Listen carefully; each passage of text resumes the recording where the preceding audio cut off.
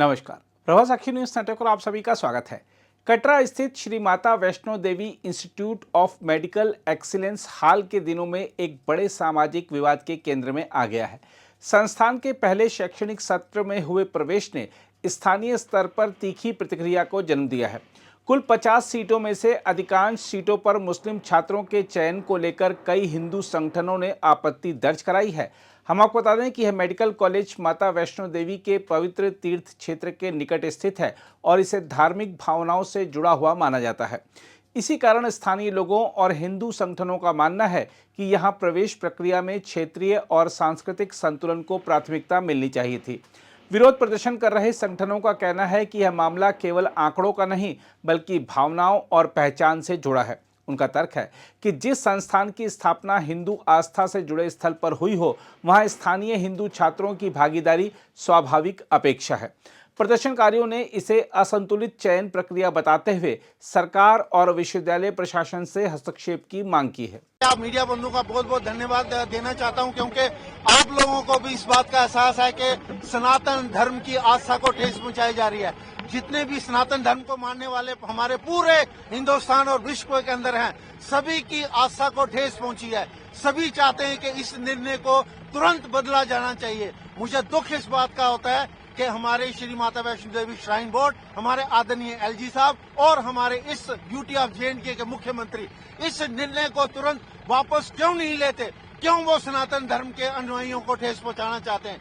क्यों वो चाहते हैं कि सड़कों पर हम लोग आए और अननेसेसरी हमारा लॉस हो, हमारी गवर्नमेंट का लॉस हो और हमारे लोगों का लॉस हो? आज जो भी परेशानी लोगों को उठानी पड़ रही है, इसके लिए मैं श्री माता वैष्णो देवी श्राइन बोर्ड और एलजी साहब और इस यूटी ऑफ जे के प्रशासन को ठहराता हूं। देखिए, जब ये तथ्यों को आप देखते हैं तो ऐसा ही महसूस होता है कि जानबूझ करके किया जा रहा है। और फिर आपको भी दुख होगा कि एक इस राज्य के इतने अच्छे पद पर हमारे मुख्यमंत्री साहब ये बोलते हैं कि जम्मू के बच्चे ही शायद नालायक होंगे। ये तो बिल्कुल ठेस पहुंचाने वाली बात है और ये हमारे जज्बातों को आग लगाने वाली बात है। अगर अभी भी जम्मू के लोग नहीं जागे तो फिर बहुत मुश्किल होगा, दोबारा ये समय वापस नहीं आएगा। सॉरी, मुझे आपका प्रश्न ठीक से सुनाई नहीं दिया, लेकिन फिर भी ये बताता हूँ कि हम अगर आज सड़कों पर पहुंचे हैं तो मजबूर होकर के पहुंचे हैं, क्योंकि हमने जितने भी जो पीसफुल तरीके होते हैं वो हमने अपनाए। उसके बावजूद अभी हमें सड़कों पर आना पड़ रहा है क्योंकि हमारी सुनवाई नहीं हो रही है। भारत माता की।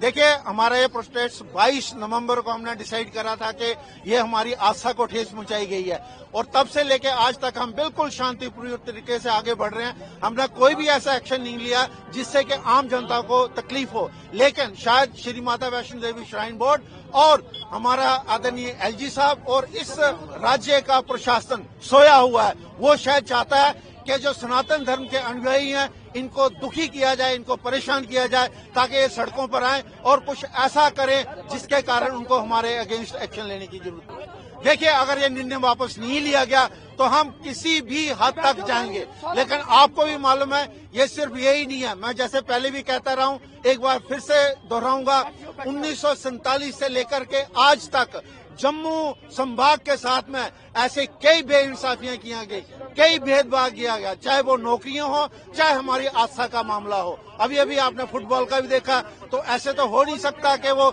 24 में से 20 लोग वो बिल्कुल फिट थे और बाकी जो 74 लोग थे जो rest of the Jammu province के थे उनको बिल्कुल उसमें स्थान नहीं दिया गया। तो इन चीजों को देख करके लगता है कि कहीं ना कहीं भेदभाव किया जा रहा है। हम आपको यही बता दें कि दूसरी ओर कॉलेज प्रशासन का कहना है कि प्रवेश पूरी तरह से नीट के अंकों के आधार पर हुआ है और इसमें किसी भी प्रकार का भेदभाव नहीं किया गया।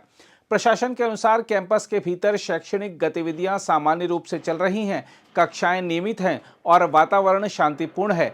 छात्रों के बीच किसी तरह का टकराव नहीं देखा गया है। हालांकि कैंपस के बाहर चल रहा विरोध प्रदर्शन अब एक बड़े सामाजिक विमर्श का रूप ले चुका है, जिसमें संस्कृति, धर्म, अधिकार और समानता जैसे मुद्दे केंद्र में आ गए हैं। देखा जाए तो यह प्रदर्शन किसी समुदाय के विरुद्ध नहीं बल्कि सांस्कृतिक संतुलन की मांग है। प्रदर्शनकारियों का कहना है कि वह योग्यता के विरोधी नहीं है, लेकिन यह भी उतना ही जरूरी है कि किसी धार्मिक सांस्कृतिक पृष्ठभूमि वाले संस्थान में स्थानीय पहचान को पूरी तरह नजरअंदाज ना किया जाए। कई हिंदू परिवारों की आशंका यह भी है कि यदि संस्थान में प्रतिनिधित्व असंतुलित रहेगा तो भविष्य में सामाजिक दूरी और असहजता बढ़ सकती है। बहरहाल समाधान टकराव में नहीं बल्कि संतुलन में है। प्रशासन को चाहिए कि वह योग्यता के साथ साथ स्थानीय सहभागिता और सांस्कृतिक संदर्भों पर भी गंभीरता से विचार करे। तभी ऐसे प्रतिष्ठित संस्थान वास्तव में समावेशी और सामंजस्यपूर्ण बन पाएंगे। अगर आप भी लेना चाहते हैं देश दुनिया की तमाम जानकारी तो आज ही सब्सक्राइब करें हमारे चैनल को। साथ ही नीचे दिए बेल आइकन को जरूर दबाएं ताकि हर अपडेट आप तक पहुंच सके।